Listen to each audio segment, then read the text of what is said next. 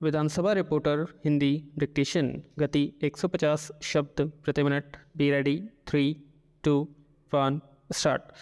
उपसभाध्यक्ष महोदय, जहां तक छोटे उद्योगों का प्रश्न है उसमें जो लोग अपना निवेश करना चाहते हैं वे अब कर सकते हैं। पहले वह 35 लाख रुपये 60 लाख रुपए किया गया था और अब उसको 45 लाख से 75 लाख कर दिया है। अब कोई इस सीमा तक निवेश करना चाहता है तो उसको छूट दी गई है, इसलिए कोई भी आदमी अब 6.5 लाख रुपए तक का काम बड़ी आसानी से कर सकता है।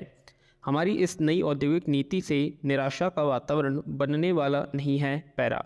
अभी एक साहब सरकारी उपक्रमों की बात कर रहे थे। अगर आप सरकारी उपक्रमों को देखें तो आपको पता चलेगा कि उसमें भी लाभ हो रहा है। आपको यह जानकर आश्चर्य होगा कि ये संस्थाएं 5 लाख लोगों को रोजगार देती है।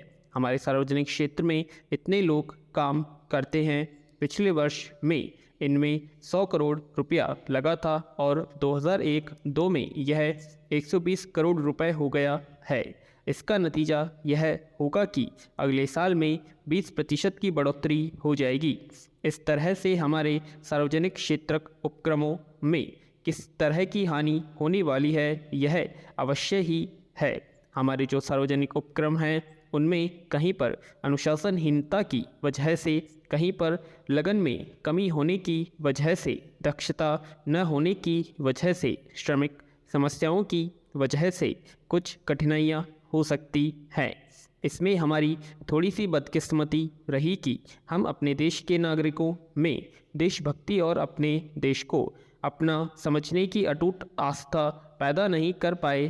पैरा। अपने धर्म और परिवार तथा निजी संपत्ति से भी देश के ऊपर समझने की भावना पैदा करने की ज़रूरत है। आज इस भावना को जागृत करने की आवश्यकता है।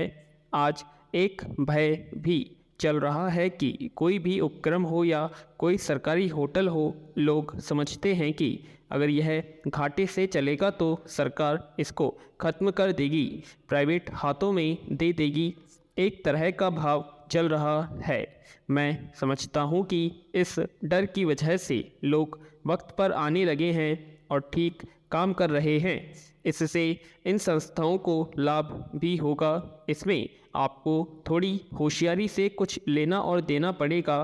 किसी भी व्यवसाय को चलाने के लिए अतिरिक्त रुपया खर्च करना पड़ता है। पैरा। उदाहरण के तौर पर मैं कहना चाहता हूँ कि जैसे हमारे होटल हैं वे प्राय हानि में आते हैं। इसकी वजह यह नहीं है कि खाना खराब है या हमारी सेवा खराब है या हमारे लोग शालीन नहीं हैं।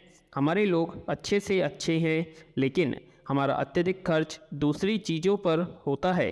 ग्राहकों को हम इतनी छूट दे देते हैं कि इसकी वजह से दूसरे ग्राहकों को लाते हैं, लेकिन उनको जो पार्टियां देनी पड़ती हैं, गोष्ठियां आयोजित करनी पड़ती है, उनमें बहुत खर्च हो जाता है।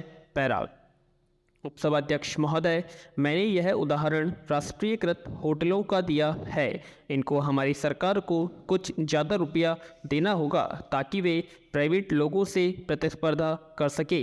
इन संस्थाओं का प्रचार के ऊपर बहुत खर्च होता है, इसलिए जो यह डर बना हुआ है कि सरकारी क्षेत्र में जो चीज़ें हैं उनमें अफसर खा जाते हैं, कर्मचारी खा जाते हैं, इसको दूर करने की ज़रूरत है। हम इस बात को भी ख़त्म नहीं कर सकते हैं कि अगर सब चीज़ें प्राइवेट हाथों में आ जाएंगी तो जो प्रोजेक्ट उद्यम हैं वे सब कुछ कारगर कर लेंगी और वास्तविक मालिक हो जाएंगे। इसलिए हमें निजी और सार्वजनिक क्षेत्र को साथ साथ रखना होगा।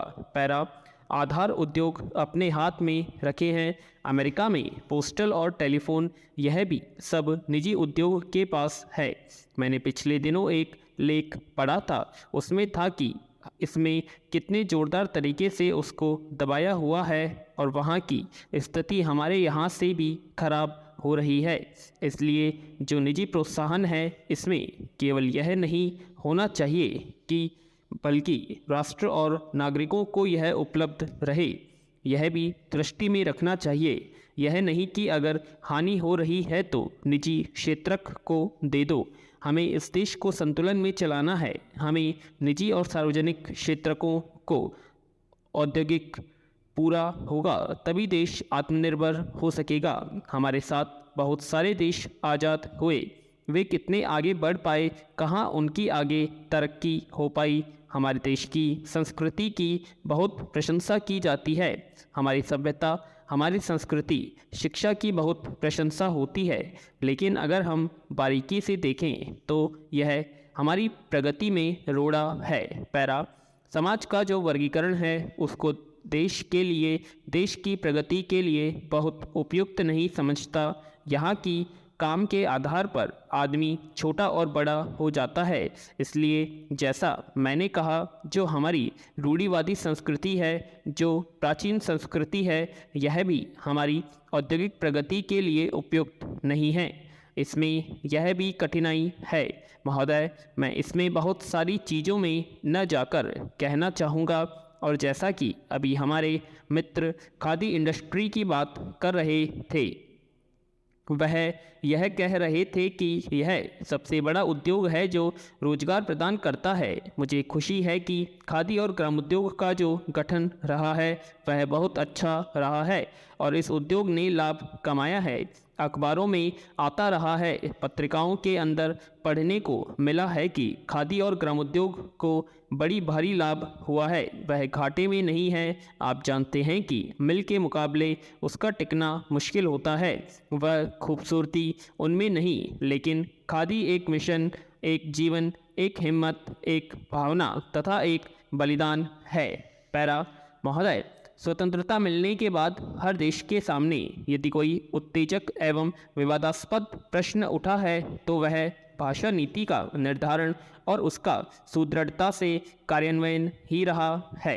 चीन, जापान, फ्रांस, तुर्की आदि देश इस तथ्य के साक्षी हैं कि उन्होंने अपनी अपनी राजभाषा के महत्व को समझा, उसकी एक स्थिर नीति बनाई तथा निर्धारित समय सीमा में उसका कार्यान्वयन करके देश को एक सूत्रता में पिरोकर रख दिया। स्वतंत्रता प्राप्ति के बाद भारत ने भी राष्ट्रीय एकता व भावनात्मक एकता की कड़ी हिंदी भाषा पर चिंतन अनुचिंतन के बाद 14 सितंबर 1949 को हिंदी को राजभाषा के रूप में स्वीकार करने का साहसी निर्णय लिया और उसी दिन को हिंदी दिवस के रूप में मनाए जाने की घोषणा की। पर कड़वा सच यह है कि 55 वर्षों के बाद भी सरकार की लचर एवं दुलमुल नीति के कारण हिंदी न तो देश को एकता के सूत्र में बांध पाई है और न ही अखिल भारतीय स्तर पर संपूर्ण सरकारी कामकाज की एकमात्र भाषा बन सकी है। आज भी इसे अंग्रेजी के साथ टकराना पड़ रहा है, जूझना पड़ रहा है एवं अपने स्वीकरण व अस्तित्व के लिए आए दिन चुनौतियों, संघर्षों, यहाँ तक कि मखौल का सामना करना पड़ रहा है। पैरा यूँ तो प्राचीन काल से हमारी भाषा नीति बड़ी स्पष्ट एवं स्थिर थी।